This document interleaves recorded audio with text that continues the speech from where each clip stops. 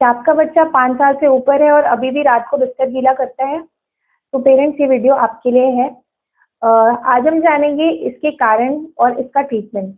तो ये एक मेडिकल कंडीशन है। कई बार पेरेंट्स सोचते हैं कि भई इसने जानबूझ करके बच्चे ने ऐसा करा है, वो नाराज़ होते हैं उससे, डाँटते हैं और वो सोचते हैं कि इससे ठीक हो जाएगा, ऐसा नहीं है। क्योंकि एक मेडिकल कंडीशन है जिसके कुछ मेडिकल रीज़न्स होते हैं। इसको मेडिकल लैंग्वेज में नॉक्टर्नल एन्यूरिसिस कहते हैं। हेलो पेरेंट्स, मैं हूँ डॉक्टर प्रियंका गुप्ता। आज हम जानेंगे नॉक्टर्नल एन्यूरिसिस के बारे में। तो नॉक्टर्नल एन्यूरिसिस के क्या-क्या कारण होते हैं? तो 4 बेसिक रीज़न होते हैं। First, deep sleep. बच्चों में बहुत ज़्यादा गहरी नींद आती है तो उनका कॉर्टिकल इन्हिबिशन मतलब ब्रेन का ब्लैडर पे कंट्रोल चला जाता है, जिस वजह से अपने आप यूरिन पास हो जाता है।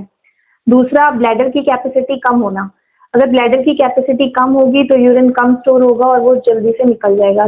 इसकी वजह से भी रात में बिस्तर गीला कर सकता है बच्चा। हमारी बॉडी में एक हार्मोन होता है एंटी डाययूरेटिक हार्मोन एडीएच। अगर उसकी कमी है तो डायलिसिस मतलब पेशाब ज़्यादा आएगी, जिसकी वजह से भी ये चीज़ हो सकती है। बच्चों में ये हार्मोन प्रॉपर डेवलप नहीं होता है तो कई बार बच्चों में इस वजह से भी यूरिन ज़्यादा आ सकता है।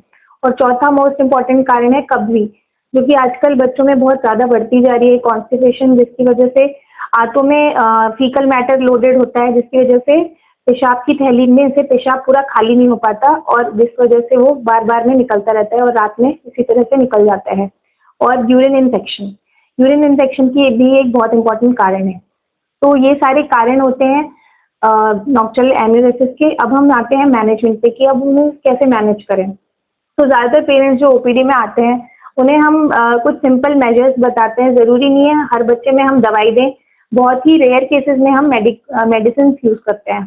तो क्या मेजर्स हम बताते हैं पेरेंट्स को? सबसे पहला कि बच्चे को शाम को सोने से 2 घंटे पहले हमें लिक्विड इंटेक एकदम कम रखना है। जो जैसे कि पानी, दूध या कोई भी लिक्विड चीज़ हमें कम से कम देनी है। दिन भर में ज़्यादा लिक्विड देना, ऐसा नहीं है कि पूरा दिन ही आपको लिक्विड रिस्ट्रिक्ट करना है, ऐसा नहीं है। दिन में ज़्यादा पिला दीजिए, लेकिन सोने से 2 घंटे पहले आप उसको एकदम रिस्ट्रिक्ट कर दीजिए। बच्चे का एक प्रॉपर सोने का रूटीन होना चाहिए। सोने से पहले उसको यूरिन करवा के सुलाएँ, फिर एक बार दोबारा 2 घंटे का एक अलार्म लगाएँ और आप खुद उठें और बच्चे को उठा के यूरिन पास करवाएँ। ये फिक्स होना चाहिए, ऐसा नहीं है कभी आप उठ रहे हैं, कभी नहीं उठ रहे हैं, फिक्स होना चाहिए। उसके बाद फिर भी अगर ये चीज़ें नहीं हो पाती हैं तो कुछ एक अलार्म्स आते हैं, जो डायपर अलार्म्स होते हैं, जो बच्चे के पैंट में लग जाते हैं। बच्चा जैसे ही यूरिन करता है वो गीले होते हैं और अलार्म बज जाता है, जिससे बच्चे की कंडीशनिंग हो जाती है, बच्चा उठ जाता है। फिर आगे से वो उठ के खुद ही यूरिन करने चला जाता है। तो ये भी बहुत लास्ट रिसॉर्ट है। पहले 2 जो मेजर्स हैं उन्हीं से काफ़ी बच्चों को रिलीफ मिल जाता है। और लास्ट, रिवॉर्ड मेथड। बच्चे ने अगर यूरिन पास किया है तो आप उसे बहुत ज़्यादा डाँटे नहीं, उसको सबके सामने उसे टोके नहीं। अगर आप ऐसा करेंगे तो बच्चे का कॉन्फिडेंस और कम हो जाएगा और उसे फ़ायदा होने की बजाय ज़्यादा नुकसान हो जाएगा। और जिस दिन उसने यूरिन नहीं किया है, उस दिन आप उसे रिवॉर्ड दें। उसे कुछ ना कुछ उसे कैलेंडर में स्टार बना के दे सकते हैं, आप उसे कोई गिफ्ट दे सकते हैं, उसको प्रेज़ कर सकते हैं, उसकी तारीफ़ कर सकते हैं। तो ये सारे मेथड से मोस्टली इफ़ेक्टिव होते हैं। थोड़ा पेशेंस रखना पड़ता है, 6 महीने 8 महीने लग सकते हैं, बट इससे एज के साथ 11-12 साल की उम्र तक ये वैसे भी कम हो जाता है। और अगर कोई कारण है, कॉन्स्टिपेशन है या यूरिन इन्फेक्शन है, तो उसके हिसाब से डॉक्टर आपको उसका ट्रीटमेंट देंगे।